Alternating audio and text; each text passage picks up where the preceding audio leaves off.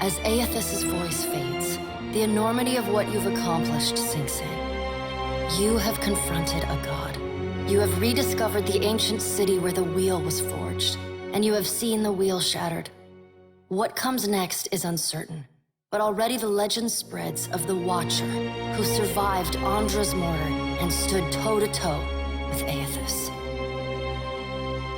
On your recommendation, Aethys disperses his essence and that of the thousands of souls within him to centers of knowledge and learning around the world. Animancers, engineers, wizards, and scholars of all stripes make astounding breakthroughs in understanding and harnessing the phenomena that govern Eora. Under the leadership of Director Castol, and amply supplied with Ukaizo's luminous Audra, the Valian Trading Company unites animancers from around the world. The advances they make together promise to surpass even the work of the Anguithans. While some of these developments prove beneficial to Kith, others are decidedly less so. But such is the price of innovation. What remains to be seen is how, indeed whether, they will restore the cycle Aethys has broken. At Ukaizo, the Valian Trading Company discovers a cornucopia of Anguithan devices and artifacts, as well as vast reserves of luminous Audra. Under Director Castol's leadership, the company is poised to become not only the foremost authority on animancy, but also the dominant power in Deadfire. The Songretta Mea Compressa quickly approves the construction of an academy at Ukaizo, in addition to several permanent settlements. With Queen Onikaza II dead, the Huana tribes fragment further. Some profit by working with the Valians, and others find themselves evicted from their old lands. But for many, life continues much as it had before. The Valians' business interests trump their enmity, and they allow most of the Royal Deadfire Company's ships and personnel to remain in the archipelago to trade. Rauatai's legendary cannons pose little threat to them now. After all, the Valians could not want for better leverage than Andra's spire. The storms across the Rauataian mainland subside along with those of Andra's mortar. However, Rauatai regards this respite with a wary eye, ever mindful that the machinery at Andra's spire remains under their foes' control. The influx of Valian business into Deadfire creates an unprecedented opportunity for the Principi Sen Patrena. Though their dreams of conquest have been squashed, there are more than enough prizes passing through to keep the captains in silk and their crews fed and content. And business is good enough that the Songretta is willing to write off more than a few losses with each transit. Despite other tensions across the archipelago, Port Maje remains a model of peaceful, productive cooperation between the Huana and the Valian Trading Company. Though they do not always agree, Governor Clario and Storm Speaker Ikawa work together for the mutual benefit of their people. As the balance of power changes in Deadfire, so too does Nekataka transform. The Valian Trading Company builds up the port in Queensbirth. The company's expanding presence, however, quickly outgrows the dockside district. Company facilities and personnel spread throughout Nekataka. The Kahanga leadership takes responsibility for the welfare of the Raparu, and the Gullet starts to improve. What was once a den of crime, poverty, and illness slowly becomes a quiet haven for the Raparu. With Skiarilifus's essence still empowering the Water Shapers Guild, the practice of water shaping grows and flourishes in Nekataka, and its practitioners rise in prestige. They install conveyors in the falls that run through the city and craft sculptures for every street and plaza. Thus, the Water Shapers Guild becomes a power in its own right in the city of Nekataka. Your brief encounter with Lethorn proves deeply influential for the children of the Dawnstars. Plagued with nightmares and haunted by the deaths at Hesango, Letharn begins questioning his faith in Aethys. At first, his fellow Dawnstars chide him, but that changes as word of Aethys' deeds at Ukaizo spreads. After all, what business have they worshipping a god who denied his own legitimacy? The faith of the children of the Dawnstars fades, but their commitment to the people of Deadfire does not. They continue feeding, healing, and helping the neediest, just as they have for decades. It is no longer a holy mission, but it is a mission all the same. With the Adra of Pokakohara restored, Director Castal establishes a small port at Tikawara. He sends a team of animancers to study the ruins and their machinery. It is a small operation, but one that brings a measure of stability and prosperity to Tikawara and its people.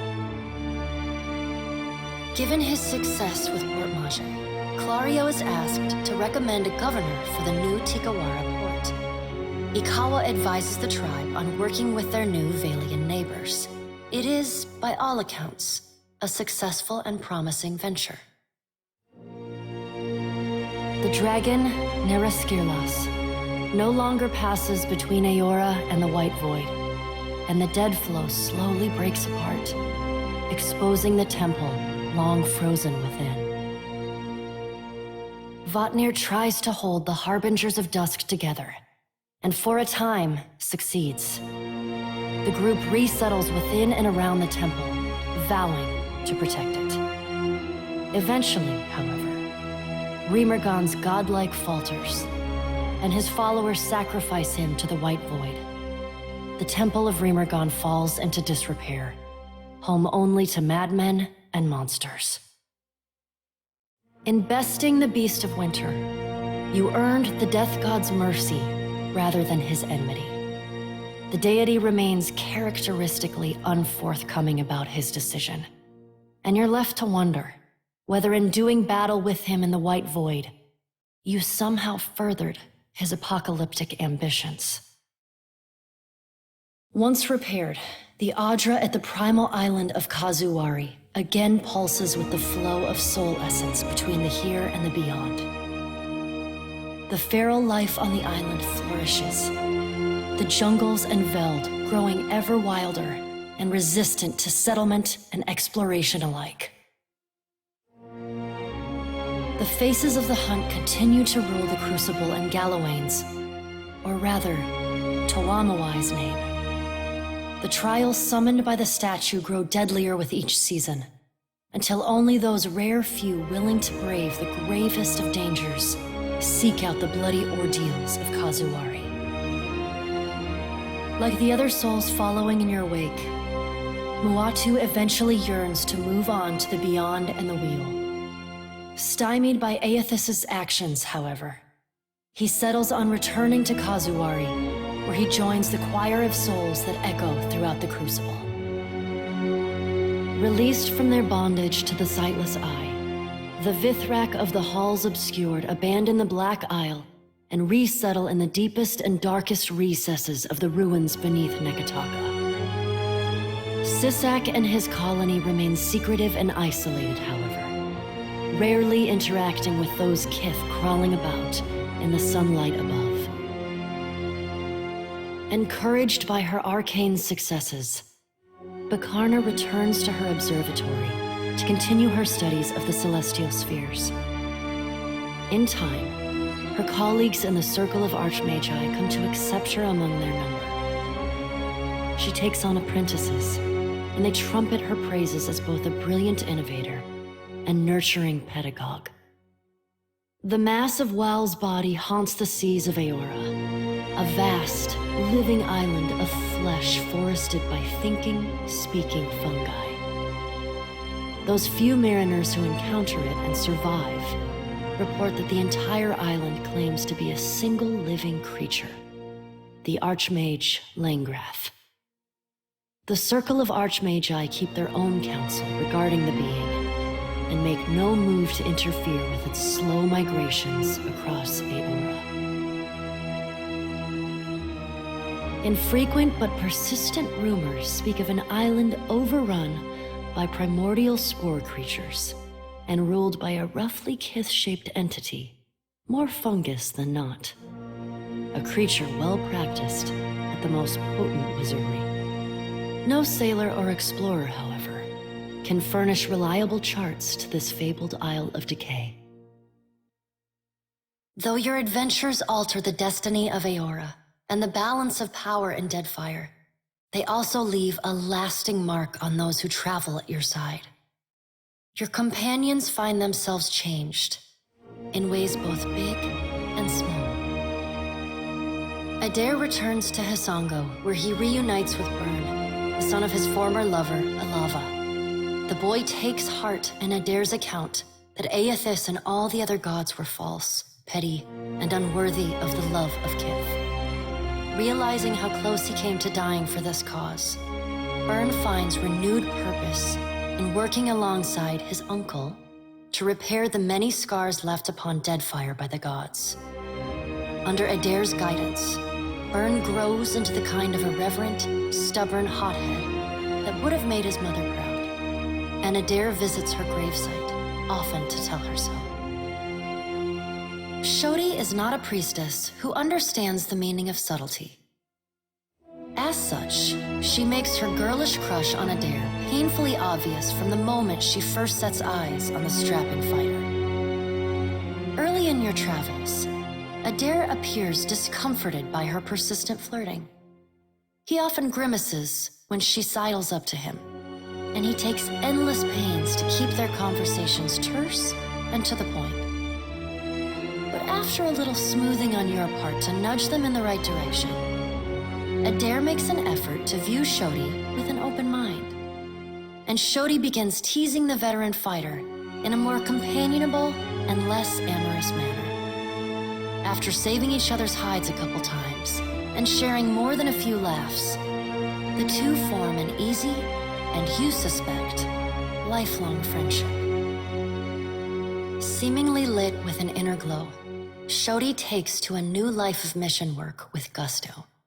She still is committed to shepherding souls forgone, but having realigned her goals with that of her fellow Dawnstars, she now endeavors to help the living as much as the dead. As you travel the Deadfire, you find her sleeping better and laughing more often. When the time comes for her to return to her temple in Neketaka, it's with a clear wistfulness and much lip-biting on her part. She leaves you with her sickle and a hastily scrawled note. It reads, "A keepsake from a path once walked. Remember me, Watcher, for I will forever dream of you." If Aloth has learned one thing from your adventures, it is that the forces shaping the world are vaster and more complex than he had ever imagined, and they are far beyond anyone's power to control. Thus, it is with great relief that he sheds Theus's mantle. The leaden key will become what Kith need of it in time, assuming they have need of it at all. Happily, his decision allows him to journey alongside the Watcher he has come to love. He does not know what the future holds for them, or, indeed, for the world. Whatever it is, they shall face it as they have faced all their greatest trials, together. You let Romaro go, and the former pirate ostensibly set sail for the trade lanes of the Eastern Reach, the Edier Empire, Old Valia, and the Republics. For the remainder of your time together, Seraphin seems, if not exactly happy, at least contented with the outcome of your confrontation with his former mentor at Sayuka. And yet, when the two of you part, Seraphin seems emboldened, invigorated by a new sense of purpose. He buys you a drink, toasts to the Deadfire, says, "Let's see if we can make something worth a shit out of what's left of these Principe swabs," and sets sail the next morning. In the years to follow, rumors occasionally reach you of the Blue Orlan pirate of the Deadfire, a privateer captain as keen to free slaves or fight for an influence as he is to plunder and pillage. For assisting the Watcher in securing Ukaizo for the Valian Trading Company, Pallegina is honored in a ceremony at Biajepe, attended by all 5 of the Duke's bells. Duke Ramasi is so overjoyed by his good fortune that he offers Pallegina a boon. She immediately takes the Duke up on his offer by requesting that the ducal charter of the Fremas Mes Conxualias be amended to allow the admission of women.